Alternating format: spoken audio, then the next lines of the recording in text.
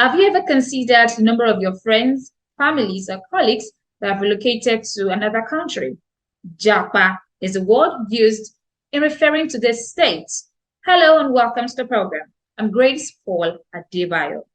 According to reports published in 2021 by Africa Polling Institute API, 7 out of 10 Nigerians are willing to travel out of the country if given the opportunity.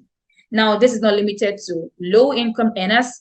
Even the comfortable middle class are relocated. Now, in addition, the number of passports issued by the Nigerian Immigration Service (NIS) rose by 38% between 2020 and 2021.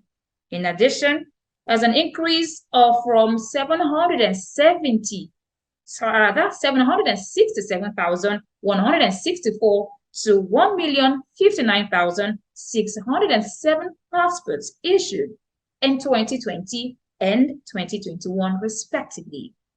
Nigeria is the giant of Africa. In actual fact, it is the most populous country with about 200 million people. It has got resources in terms of human capital as well as natural resources, and is the 14th largest country or 14th largest exporter of crude oil in the world. With all of these resources, Nigeria or Nigerians are still relocating or are itching to relocate to other countries. It is on this backdrop our conversation today will be hinged on youth migration and its economic implication. We take a breather and return with our guest, a business expert, Ayo Makiome. Just stay tuned.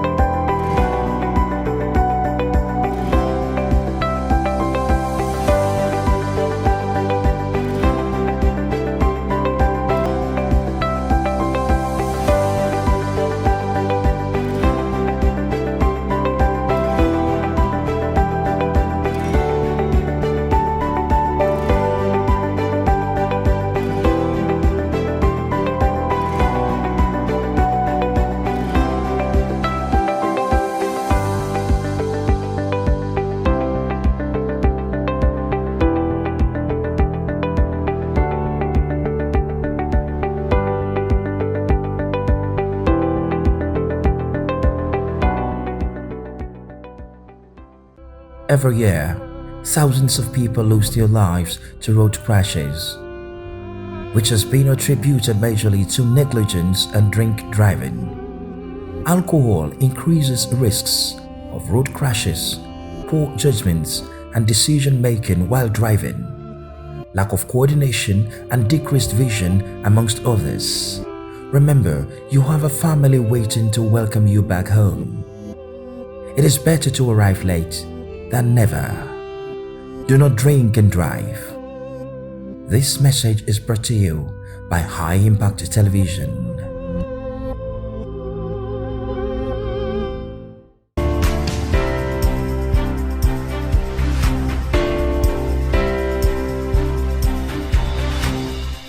Many thanks for staying tuned. We are now being joined by Ayo Makiome. He is a business expert as well as the CEO of Coinbox. Glad to have you join us, sir. Thank you. So there's been some disparity as to who a youth is. Our focus today is about youth migration and economic impact. So from your perspective, let's begin with who is a youth, from what's the category of a youth, from what age bracket to what age bracket? Because Nigeria it says from 18 to 29, but the African Charter says is more than that. So from your perspective, from what age is should one be classified as a youth? Well, for Nigeria as a country, based on incidences that have been occurring, a youthful person is someone between 18 and 45. 45? Wow, Yeah, that's quite 45. Some that's put it at 40, but our politicians at even 50 will tell you they are youth. So, okay. and then some youth organizations, their leaders are between 40 and 50, and they call themselves youths. So, Mm-hmm. but generally, out of practice, the average youth is anybody between 18 and 45. So now, according to what we have in my introduction, I said that 7 out of 10 Nigerians are looking for means to travel out of the country. What could be the cause of Nigerian youth relocating to other parts of the country or relocating abroad? First of all, it's not supposed to be a negative inference because it's only part of human nature to, at some point in their life, migrate to somewhere else. That's how the human population are spread across the world. But when you now, like the statistics you just mentioned, 7 out of 10 Nigerians are now doing it, then it's a critical incident that needs to be looked at. And there are so many things that cause it. With the state of the economy, really, number one is our inflation rate. Our inflation rate is so high. I think although the Bureau of Statistics have not released theirs, but presently it's somewhere around, is over 20%. That's what the rate is presently. Over 20% means that you lose 20% of every naira you have every day. So if you have 1,000 naira, you're making 1,000 naira a day, that same 1,000 naira in 5 years' time is zero. It is nothing. So you need to look for how to increase that 1,000 naira by over 20% to still have the 1,000 naira in 5 years' time. That's what the current inflation rate is saying. And so instead of waiting, you will make a plan that 5 years from now, at the least, or the latest, you would not be in Nigeria again.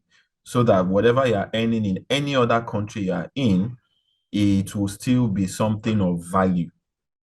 Then we also have so many other issues. Is it insecurity that is everywhere? You don't know who will be kidnapped or where or when. Look at these recent cases of even now assassination attempts on different lives of people. So that's another reason to go to where you feel you'll be safe. That is, they value human life in such an environment. So there will be no reason. Then there's the issue of what you call it, poverty. Nigeria presently is tagged the poverty capital of the world, and it's prevalent everywhere. You can see it. The take nowadays by a lot of analysts is that if you can wake up in the morning and you don't think about what you will eat, then you are among the top 3% in the country. I mean, that is not nice. Then we have the issue of even employment. How would I have spent half of my life learning and going to school only to come out and find out I wasted it because there's no job waiting for me?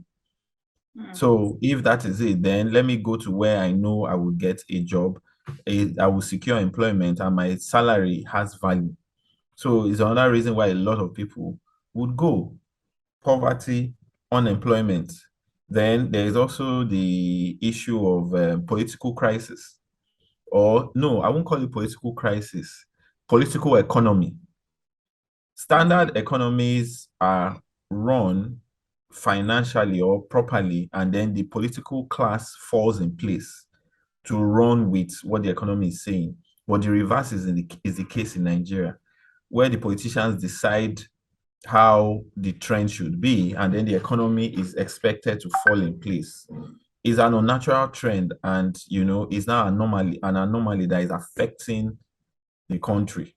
And so based on that, let me go to where things are normal. so that I can live a normal life. Then the Okay. state of our infrastructure is another issue. You know, um, having 24/7 power is a luxury that only a few people can have. It is very frustrating. Then is it the roads? Then is it the state of even houses? Everywhere there is no focus, there's no direction with respect to infrastructure. There seems to be anyway that there's none. And so based on that, why not go to a place where you know normal, having power, having water running through your taps, they are all normal. It's not that you see it as a privilege, it's a right actually. So those are Mm. the things and many other factors. Is it culture? Is it religion that is driving a lot of people out of the country to go to where, you know, there's some level of normalcy, some level of sanity in Mm. those times?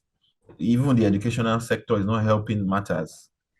Before you go further, so I am aware that it is not just those that are middle class that migrate to abroad.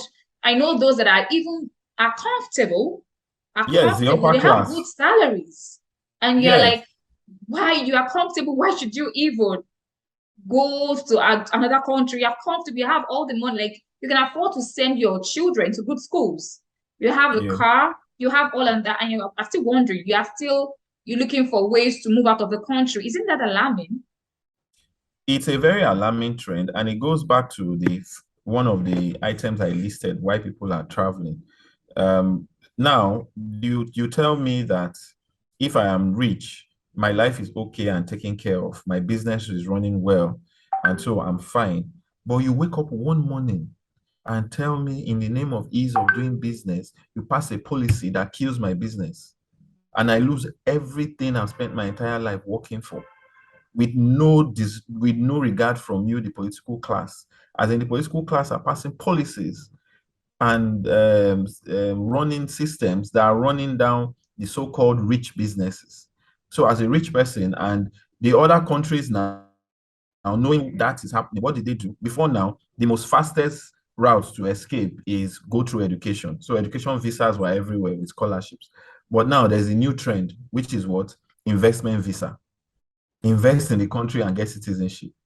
Bring $100,000, bring $50,000. Who has that kind of money? Even abroad, if you have $100,000 to invest, you are rich.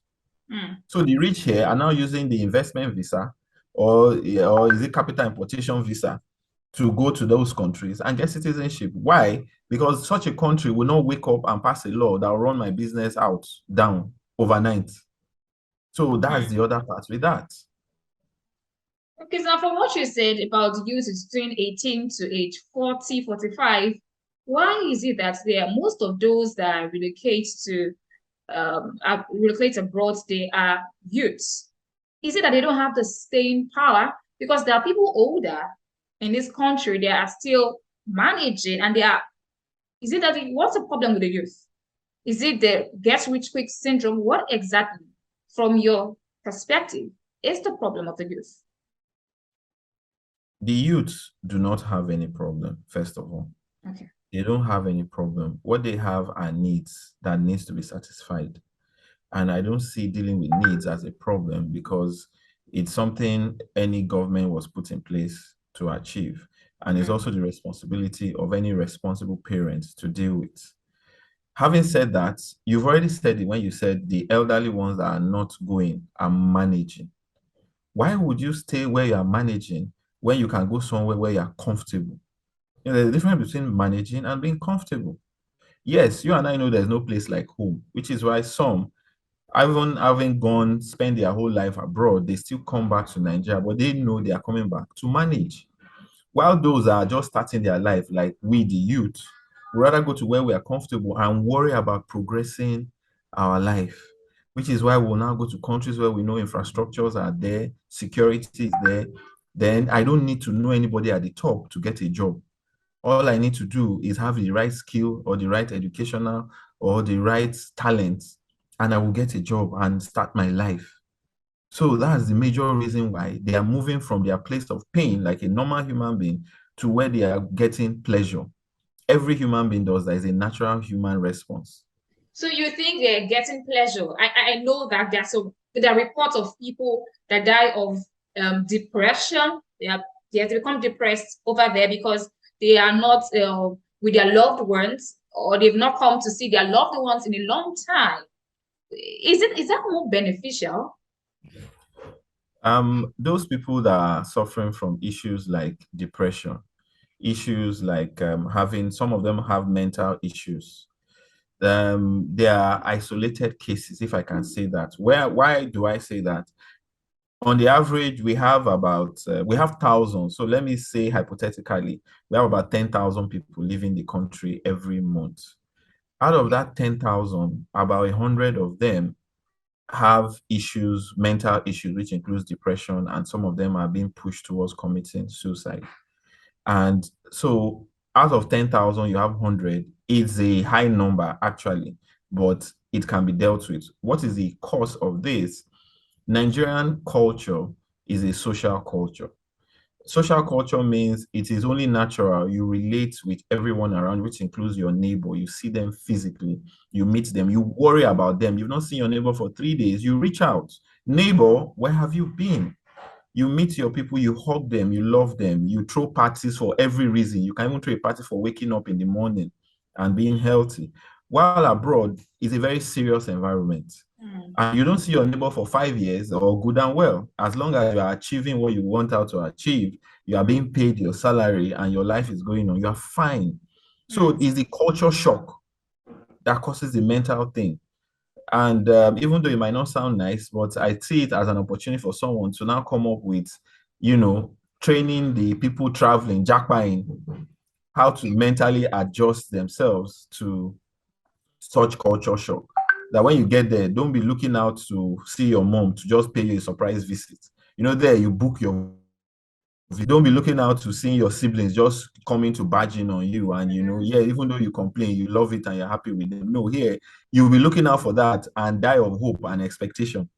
So when you get there, know that you are on your own and you need to survive. With that one, it changes your mindset and depression is less. So those are just the issues which should be dealt with, just the culture issue, really. So in 1980s, in the course of this researching about this topic, I found out that in 1980, yes, when the military ruler General Mohammed Buhari, when he was in power, people were beginning, when the economy crumbled, they were beginning to crumble. People had to leave. People were leaving Nigeria. So there was an advert trying to encourage people to stay in the country. But it is a democratic system of government, and funny enough, is the one in power again. So it looks trend. Like they are not sorry. I said the same trend. Yes, it looks like it's not concerned. Oh, even then, they were trying to, there was an advert encouraging people to stay. But now it looks like they're not concerned, because from the reports pages of some newspapers, they said NIS, that is Nigerian Immigration Services, it has increased to 38% of passports they issue out. And we are wondering how the government of the day is not concerned. Do you think that it's not something they should worry about? Because maybe elections are fast approaching. That should be the focus. What do you think? Well, for me, what you said, your statistics are correct. Observations are very good. It was the leader then and is the leader now. And so one of the challenges we face as a nation is a leadership crisis. I tell people, you don't need to stress yourself and, complain. What you need to do is work towards replacement, because a leader is a human being and he's a person. He is giving his best, really, but you cannot give what you don't have. So saying that, expecting magic from him when this is who he is, he showed himself then in the 80s, he's still showing himself now. He hasn't changed. So I don't know why we are making such big expectations from him or complaining. What we should be working towards is ensuring that we don't go through this after next year's election. So what are the things you want to change? You work towards it. and make sure that, the leadership then is not the leadership that will put you in more turmoil or suffering, but to be a leader that will move you into a better economy or a better situation or reduction in the Japa syndrome.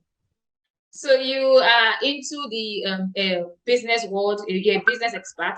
Can you advise the government what they should do that can help the economy again, that can revamp the economy? Because I know that if you mention inflation rates, you said inflation rate is high. What can the government do? Well, first of all, there is nothing I'm going to say that the government doesn't know already. The major challenge is the political will to act accordingly to reverse the situation we are going through. It's just like yesterday, I was in a discussion with someone. They said they are stealing oil. I said, excuse me, what do you mean by stealing oil? Nobody is stealing oil. Because if they are stealing oil is something that you know who stole it and arrest the person and deal with it. But all I hear is even the government itself saying somebody is stealing. Who? Oil is such a highly regulated commodity that it cannot leave the country without some official somewhere approving or disapproving. So it's so easy to track and find out who is the, in quote, theft, the thief that stole it. But have they done anything about it? No. So are they really honestly into reversing the situation? No, unless they show me otherwise, because action speaks louder than words. So if they are not ready to do anything for something as humongous as oil theft, that we all know who it is, then there is a big problem, which is the fact that they are not ready to do the needful.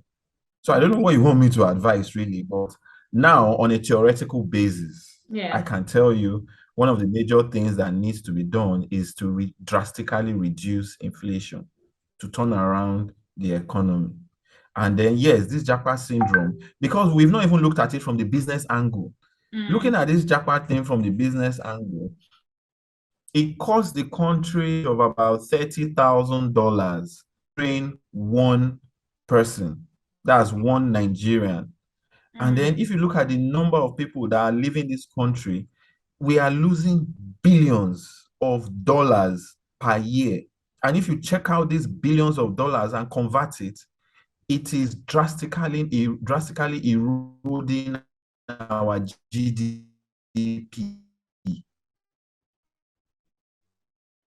As is in our GDP, increasing the GDP in those countries. So they need to do something about it. What do they need to do? Turn around the education sector. I don't know why they are still directly sponsoring universities. By now, they should give them full autonomy and sponsor them indirectly. How? For example, grant scholarships, grant sponsorship to research and development, where sponsor book launches or launches of tech in some tech discovery, while the universities run on their own. With that, even if they are charging $10,000 or 500,000 naira as their school fees, those that got scholarship will get to pay it. And that there you are indirectly financing the university while the university is running properly. Accountability is scarce. Transparency is a mirage. Those are things that the government needs to deal with. And then amongst themselves, they need to address the corruption problem. In fact, if that one issue, yes, there's no country that doesn't have corruption, but they are in levels. In Nigeria, is the senior brother, the big boss, the mafia level is the corruption happening. But they use their mouth, they use lip service to deal with corruption. But in their actions, they are not in any way dealing with corruption.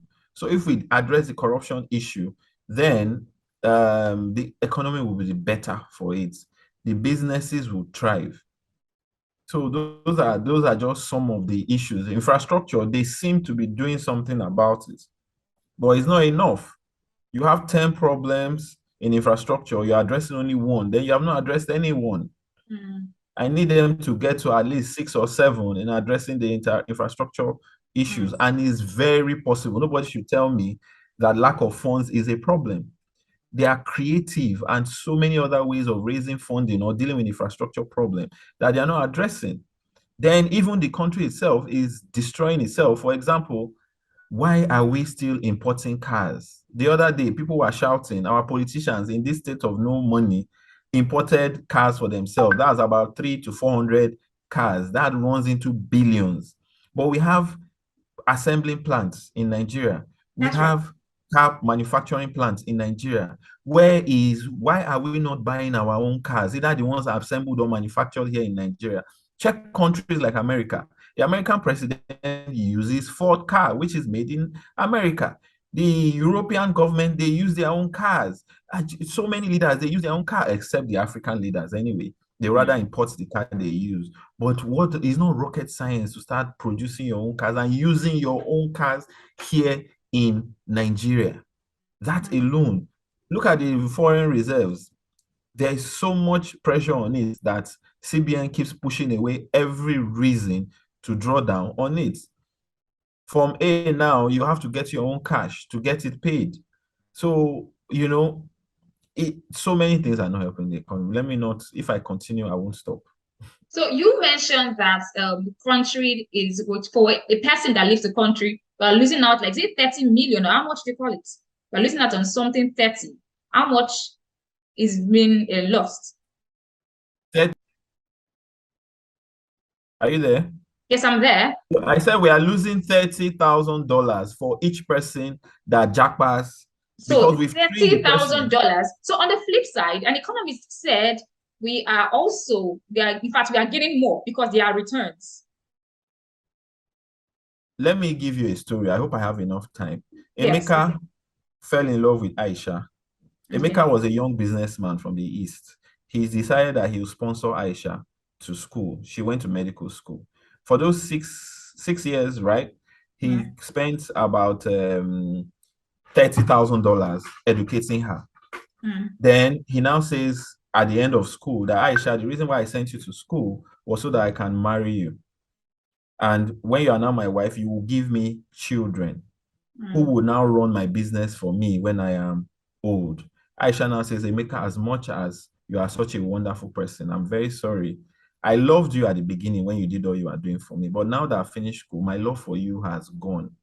Emeka says, why? She says, well, number one, you're very irresponsible. Number two, you don't keep your words. Number three, you spend money anyhow. You are a spendthrift. And so based on that, I cannot see myself having a future with you. So Aisha leaves. And then 20 years later, she comes back and says, oh, Emeka, I just realized after 20 years of marrying other men, having children outside, and living a life, that you are the man for me. So I'm back. You interpret that situation. Emeka is Nigeria. Aisha is the person doing Japa. Was there any gain, even though Aisha has returned after 20 years? No. There was no gain. So whoever is telling you that is just trying to make it sound nice. Emeka lost 20 years, of which he would have had like 4 children who would have finished school at that age, who would have been running the business and taking care of him and doing things, he would have seen a future. Now we'll take a break. We'll return shortly.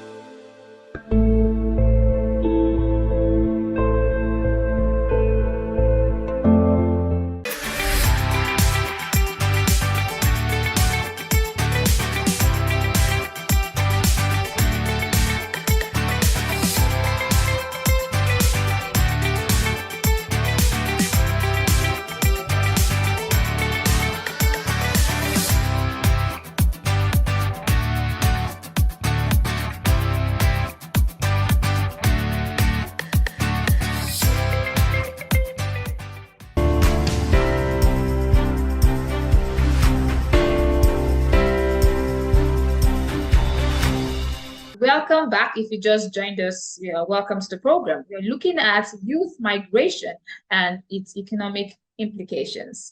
Before we went on that quick break, our guest, our analyst, talked about the benefits, or no, rather not benefits. I made it to you that some economists have said that there are benefits when Nigerians leave the country. But you said that given the analogy you raised, it shows that we are not benefiting from it. Can you continue? Can you make buttress what you said again? Okay. I was talking about the story of Aisha and Emeka, on the fact that Emeka represents Nigeria, while Aisha represents the youth that are jackpine, of which Aisha gave her reason why she had to leave Emeka after all the money, the thousands of dollars he has spent on her. So my question was, after she has gone for 20 years, she comes back. Do you think it's beneficial to Emeka? No. But if you now look at it at that age, when Emeka is there and Aisha says, while I'm away, I'll be sending you $1,000 every month. What value is that compared to the value Aisha would have given Emeka if she was here in Nigeria with him, in terms of giving him children, feeding him, taking care of his business with him? So yes, there are values that comes in, like in terms of diaspora remittances that comes Exactly. in, and in terms of exposure abroad, you understand, of which you now have exposure to a different culture and know how things should be done properly. But that is nothing compared to what Emeka would have gained if Aisha was on ground. So that's the issue. It's just like saying you are supposed to have earned 5 million, but if you had stayed in Nigeria, but because you've traveled now, you will be earning 500,000 and it should be good enough for you. It's not good enough. It's not good enough. We should always look at the bigger picture, which is the 5 million. Those are talents we are losing. Those are investments we are losing. Those are the future leaders we are losing. Those are discoveries we are losing. So we are losing far more than whatever we are gaining. That's the truth.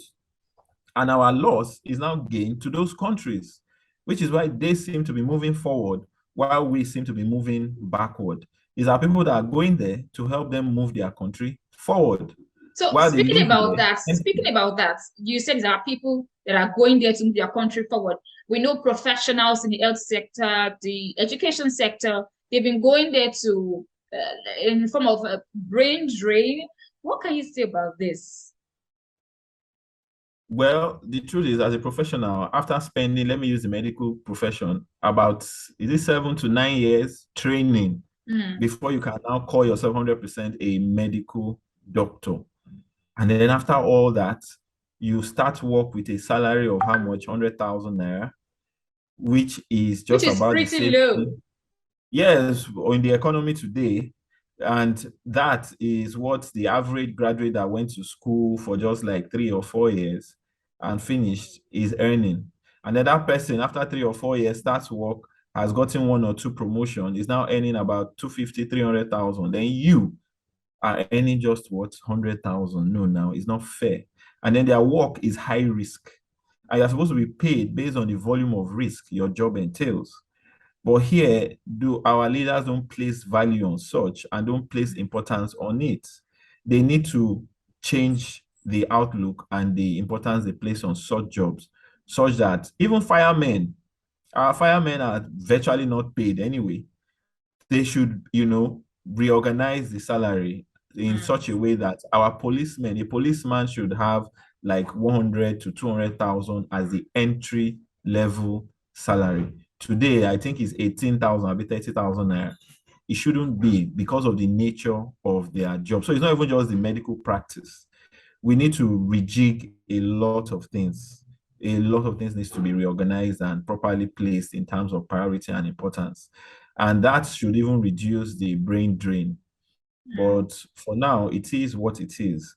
We cannot stop the youth from jackbuying, but we can encourage them to stay back, because the truth is, if you go and leave the problem, when you come back, the problem will still be waiting for you. It's not that it's going to get better, because it cannot solve itself. So I would advise they stay back and solve the problem.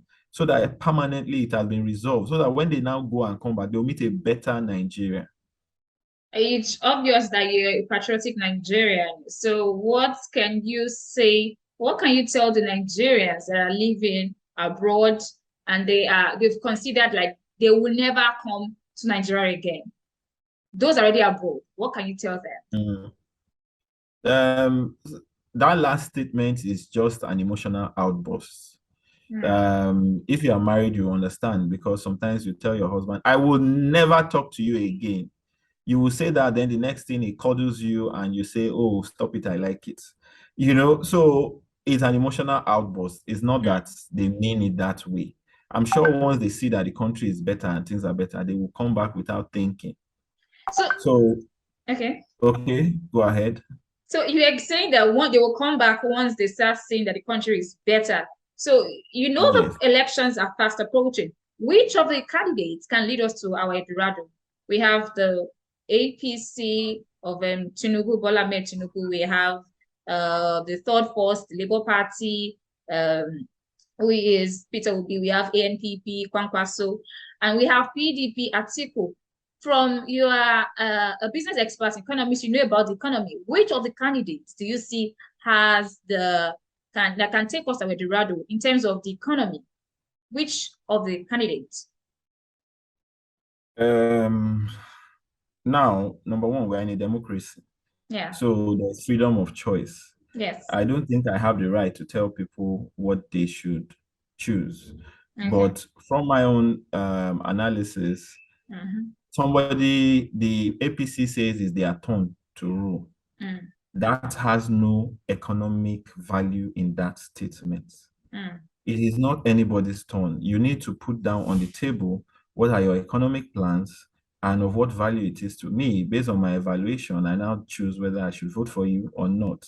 But telling me that it's your turn to rule, Nigeria is not a charity plate that you're passing around for everybody to dip their hand in and share.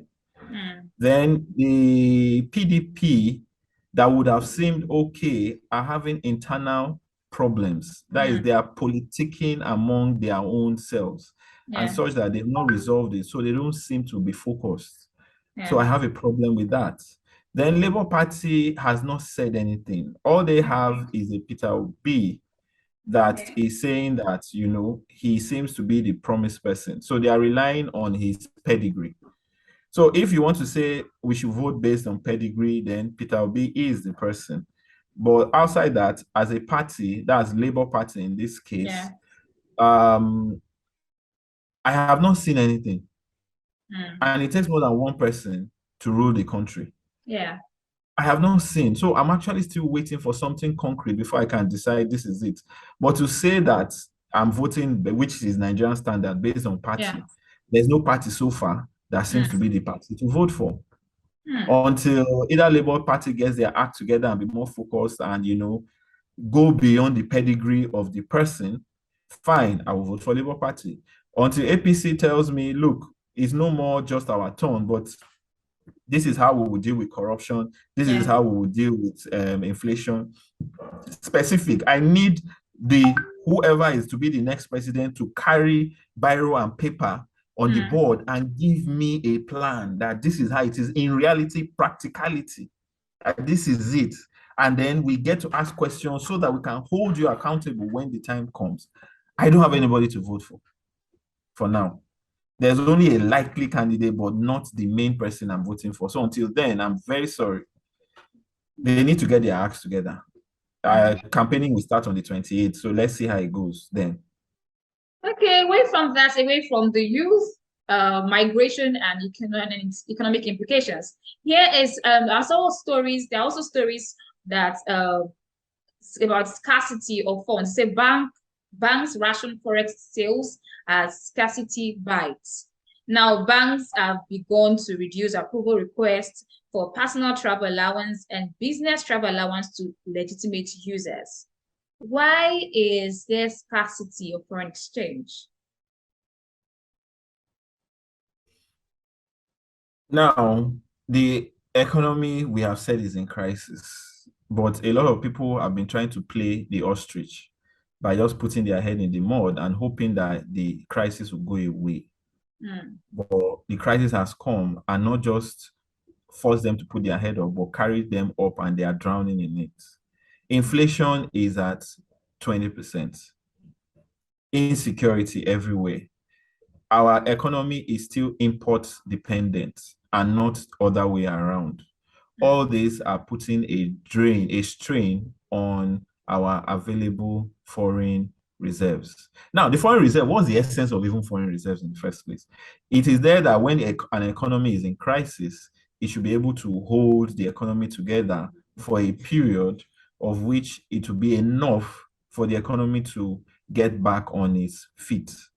But right now, we have about 38 billion, maybe 36 billion or thereabouts in our foreign reserves. Is it enough to do that for a country of 200 million? No. If you can do the math, 38 million divided by 200 million gives you about $30 or maybe $15 per person.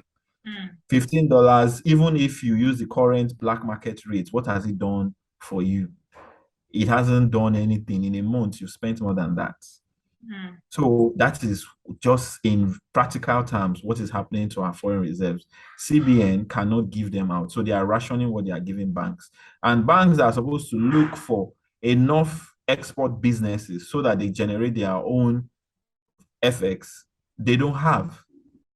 But does it have yes, to do we know with there are various issues. For example, customs are not helping matters. There are so many policies. The ports are not helping matters. There are so many things holding it back. But in spite of all these, how many export businesses have they generated as banks, which is part of their primary expected function? They haven't. So so that is it why we has have nothing to do effect. with the forthcoming elections, because people have been political analysts said that this is when the money bags, people are getting money and all here and there, and this is when they are bribing people with foreign currencies. Does it have anything to do with it, with the forthcoming elections? Listen to what you just said. They said a lot of money will be flying around now that we're in politics. And then they now say instead of the money flying around in naira, it will be in dollars, which is the FX we need. What does that imply? That we're supposed to have a lot of money around. But at the same time, in the midst of plenty, a fish Or is maybe they saying that are it has no keeping it. water. Maybe they are keeping it till the time that it will be needed. Till 28th of September, when it's time to campaign. Perhaps. Well, it sounds likely, but by Nigerian standards, no, I can't agree with you. Because yes, it sounds likely that they have FX, but I don't have proof, so I can't hold them to it. That's right. What I can only say is based on the economics in my face of what is happening, that this is why we don't have foreign currencies to run the economy. It is the demand on the currency, not politics based now, but purely business based. We are doing more imports than exports, and we need to pay for our imports. But because of the volume, we don't have enough in our reserves to take care of that. So we are running helter-skelter to see how to get it. And CBN has decided to play the ostrich by now not responding to the volume of FX that the banks are requesting for. Instead, they turn their back and tell the banks, go and worry, you're on your own. I must say, it's a good way to end the conversation. Many thanks, Ayemaki Ome. He is a business expert as well as the CEO of Coinbox. Many thanks again for joining us. Have a great day ahead. Thank you for having me. You too, have a wonderful day and enjoy the rest of your week. Bye. Bye.